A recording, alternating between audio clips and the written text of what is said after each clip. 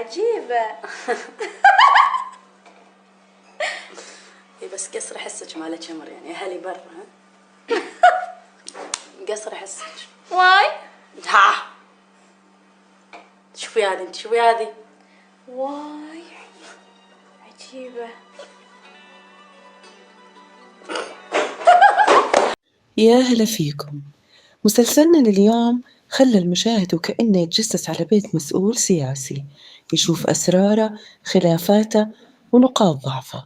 واليوم بنرجع سوا ندخل عالم عمل ما يتكرر، عمل انشر بمبلغ خيالي وتابعوه الملايين، وأثار نقاشات سياسية واجتماعية يوم كان الكلام فيها خط أحمر.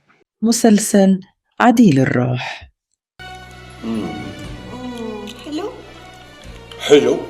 الماسخ يصير قند من ايدك. يا أمي أنت يا خالد.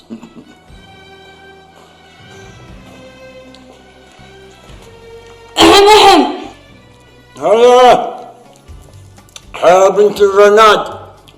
شلونك مرت ابوي؟ هلا حبيبتي. شو اخبارك؟ شلونك يبا؟ شوفي بنتي، ما دام نور عيوني والهوى اللي اتنفسه ودقات قلبي وحبي قاعد يمي ويوكلني انا بخير. ايه عن اذنكم. حياك الله. ليش خالد كذي أحرجتني؟ انا بيها تروح تقول حق امها علشان امها تصير بريمز وتشب. لا ما أعتقد تقول. شفتها مسكينة استحت ونزلت راسها وانحاشت. بنات ما تعرفين بنات نورية، ما تعرفينهم. هذولا ما يخشون شيء عن امهم، ما يخشون كلش. الحين تلقينها قاعدة ومجابلة امها وتوصف لها قعدتنا وشلون توكليني وشلون تدلليني، وهناك تشب ضوء، وهاي شغلتهم ما عايش منهم. عيال خلة تشوف ضوء أكثر هاك.